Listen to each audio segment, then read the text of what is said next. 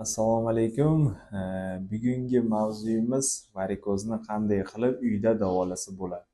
Eng ko'p qiziqtirgan savol bo'lsa kerak, hamma operatsiyadan qo'rqadi va qanday qilib davolasa uyda mays, tabletka yoki qanaqa usullar bor, tabiiy usullar bilan davolash haqida gaplashamiz.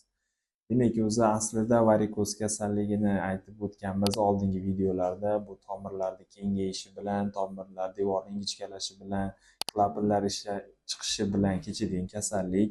Demak, bu ko'proq oyoqlarda uchraydi va bu professional, ya'ni kasb kasalliklariga bog'liq bo'lishi mumkin yoki turmush tarzi yoki bo'lmasam eng asosiysi irsiyatdanligini aytib o'tganmiz.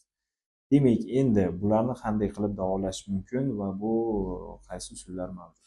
Demak, birinchi usullar bu mazlar yordamida. Demak, mazlar belgilanadi, har xil mazlarimiz bor. Hozir internetda juda ham urf bo'lyapti, Instagram orqali videolar chiqyapti. Venokrepin deb ko'rsatyapti. Bitta surkasa varikoz holbuki yo'qolib ketadi. Bu iloji yo'q narsa. Bular ko'proq biz endi xalq tilida aytganda moshenniklar, mashkalar deymiz. Bular mashkalar mana shu mana ko'rsatgandek mana shu aynan mana shu gellarni ko'rsatishyaptida va bu varikozni bittada yo'qotib yuboradi deyishyapti. Bu hammasi bo'xton, tuhmat. Ertak desa ham bo'laveradi. Chunki kremlar, surklaydigan gellar hammasi bu teri orqali singib boradi. Bu hech qanday tomirlarni yo'qotish xususiyatiga ega emas. Bular faqatgina yengil sovuqlik beradi, haligi qiziyotgan oyog'ni salqinlik bergani uchun sal yengillaganga o'xshaydi yoki bo'lmasam ozgina og'riq qoldiruvchi mazlar surkash bilan sal og'riqlar qolishi mumkin. Lekin bularni bittasi ham varikozni davolash xususiyatiga ega emas. Bu demak gellar haqida aytilgan gaplar. Endi esa tabletkalar. Bizda ya'ni meditsinada O'zbekistonda tabletkalar juda keng qo'llaniladi. Bular ham hali aytib o'tganimdek aynan varikoz tomirlarni to'liq yo'qotib borish xususiyatiga ega emas. Ya'ni qanaqa ta'sir ko'rsatadi? Ta'sir ko'rsatishi bu shu tomirlarni, kengaygan tomirlarni sal qisqartirib berishi hisobiga bular tonusini orttirib beradi va shu klapanlarni ishiga sal yordamlashgani uchun ba'zi belgilar, ya'ni oyoqdagi toliqish, og'riq va kechga borib oyoqdagi shishlar, tomir tortishlarni yo'qotishi mumkin. Demak, bu aytgan narsalarim faqat belgilarni yo'qotishga qaratilgan, aynan kasallikni yo'qotib bera olmaydi. Shuning uchun ham bu tabletkalar davolash xususiyatiga ega emas, faqat belgilar uchun. Endi undan tashqari biz tabiiy usullarda keng qo'llanilgan zuluk bilan davolash, hijoma qilish, har xil tomirlarni hozir videolarda ko'ryapmiz, tomirlarni teshib qo'yib qonini chiqarish. Ko'rdik, именно aynan varikoz kengaygan tomirlarni teshib qonini chiqarib yuborib, varikozni davolayapman deganlar chiqib kelyapti. Endi bular hammasi xalqni aldash bilan shug'ullanyapti. Bu hech qanaqasiga varikoz tomirlariga davolovchi ta'sir ko'rsatmaydi. Faqatgina aytamiz zuluk. Zulukka qo'yganimizda zulukda so'lakin tarkibida girudin bo'ladi. Girudin qonni suyultirish xususiyatiga ega. Qon suyulganini hisobiga belgilar sal kamayib qoladi. Ya'ni shu toliqishi, tomir tortishlari bo'lib, balkim oyoqdagi ishig'lar kamayib qoladi. Bu qonni suyulganini hisobiga xolos, hech qanday varikoz tomirlar yo'q bo'lib ketmaydi. Hijoma qilganda ma'lum miqdorda qon organizmdan chiqib ketishi hisobiga shu ozga qo'yilgan qon sal suyuladi. Sal suyulgan hisobiga haligi aytganimdek yana shunaqa yengillik hissi bo'ladi. Bu ham varikozni davolab bera olmaydi. Endi varikoz tomirlarni teshib, qonni chiqarib yordam qilib davolashyapti. Endi bu meditsinada yo'q narsa, tibbiyotda umuman ma'qullanmagan bu narsa, isbotlanmagan narsa. Bu prostada oddiygina qilib aytganda qonni chiqarib olish xolos. Undan ko'ra qon quyish markaziga borib donorlik qilgani afzalroq meni fikrimcha. Endi zuluk masalasida yana bitta narsani aytmoqman. Zuluk qo'yganda varikozni davolaydi. Mayli, qon suyultirish uchun uzunlik oling yoki hijama qildiring, gap so'zi yo'q, bu bo'lishi mumkin. Lekin aynan varikozni davolayotganda oyoqqa qo'ydirish kerak emas. Nimaga? Demak, varikoz tomirlarga oyoqqa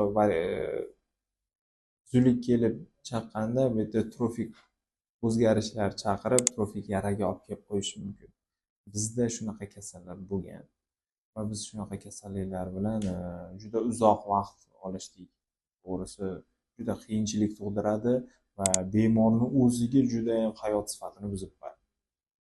Bu aslo kerak emas va aslo qilishni tavsiya qilmaymiz. Ya'ni oyoqqa uzunlik qo'yishi varikozi borlarga. Demak, bundan tashqari plastrlar ham, aytgancha plastrlar bor. Ba'zi venoplastrlar varikozni qo'ysa bitada yo'qotib qo'yadi deb o'ylashadi yoki bo'lmasam internetlarda sotishyapti, falon so'mga sotadi, foyda bo'lmadi deb telefon qilsa, bu bitada yo'qotmaydi, sizniki ko'p ekan 2-3 martada qiling, yaxshi bo'lib ketadi degan aldovlar bilan, yana albatta shu o'zimizni mashkalar, mashinaniklar yana sizni aldaydi va pulingizni oladi. Lekin plastrni qo'ydingiz, vaqtincha tomiringizni yengillatgandek bo'ldi, lekin olib tashladingiz plastrni, yana xuddi boyagidek bo'lib turadi. Qaytaga ba'zi holatlarda biz ko'rganmiz, mana shunaqa plastrlarni ishlatgan yoki gellarni ishlatgandan keyin varikoz tomirlarda tromb bo'lib qolgan. Ya'ni o'sha asorati kelib chiqqanini ko'rganmiz. Bir nechta kasalda. Albatta, Instagram, Telegramlarda bu narsani ko'rsatganmiz. Qisqa istoriyalarimizda ko'rsatganmiz. Bu uchrab turadi. Demak, bu narsalardan aytishimizdan maqsad varikozni uyda davolash mumkin emas. Saqlab aytganda, buni eng oson va bitada hal qilsa bo'ladigan yo'llari bor. Ya'ni bu birinchi darajada skleroterapiya, ikkinchi darajadan boshlab lazer bilan davolash. Qanday qilib davolanadi va nima uchun qulay degan savolingizga javob shu. Demak, kelasiz, muolaja o'tkaziladi yoki lazer yoki skleroterapiya va siz bemalol uyga ketishingiz mumkin. Siz vaqtdan ham yo'qotmaysiz, hech qanday narkoz bo'lmaydi, hech qayeringiz kesilmaydi. Qo'pol qilib aytganda, ukollar bilan davolanadi. Bu eng ma'qul yo'l menimcha. Bitada kelasiz, necha yillik varikozda bitada qutulasiz, ketasiz. To'g'ri, darajasiga qarab turib biz yo'lini tanlaymiz va narx-navo ham shunga yarasha bo'ladi. Ya'ni holatiga qarab turib narx belgilanadi. Ham ko'pligiga qarab, hajmiga qarab turib narxlar sekin-sekin narxi oshib boradi. Demak, davolashi uyda qilishimiz mumkin bo'lgan eng aytmaganim bitta yo'li qoldi. Bu elastik kompression paypoqlar, ya'ni chulkilar. Bu chulkilarni kiyish orqali biz shu varikoz kasalligini aynan shu darajada ushlab turishimiz mumkin yoki bo'lmasam asoratini oldini olib turishimiz mumkin. Demak, hech qanday belgilarni bo'lmasligi, tromblarni kelib chiqmasligi va varikoz darajasini oshib ketmasligiga erishishimiz mumkin. Bu kompression chulkilar kiyish orqali. Albatta, uyingizda siz qilishingiz mumkin bo'lgan va ishonchli yo'l shu xolos. Va biz buni tavsiya qilamiz. Chunki hamma ham vaqtida operatsiya qildirmaydi.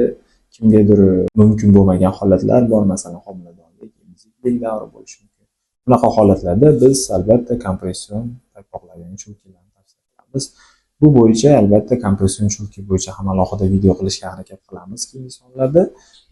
Videolarimizda buni albatta vrach, ya'ni shifokor maslahati bilan olgan ma'qul. Sabab hozir internetda ko'ryapmiz, Uzum market yoki boshqa shunaqa internet magazinlarda har xil chulkilar, paypoqlar sotilyapti. Bular albatta varikoz uchun emas. Varikozga hech qanday daxli yo'q narsalarni varikoz uchun sotyapti, odamlar olyapti va aldanyapti. Bu hech qanday varikozimizga yengillik ham bermaydi. Shuning uchun bu masalada albatta mutaxassis sizga kompression paypoqni tanlab bergani ma'qul. Bu bizning tavsiyamiz. Demak, uy sharoitida qiladigan masalamiz shundan iborat edi. Albatta, keyingi videolarda agar sizlarga qiziqtirgan savollar bo'lsa, albatta kommentariyada yozib ketsalaring, o'sha mavzuni yoritib berishimiz mumkin. Hozircha xayr.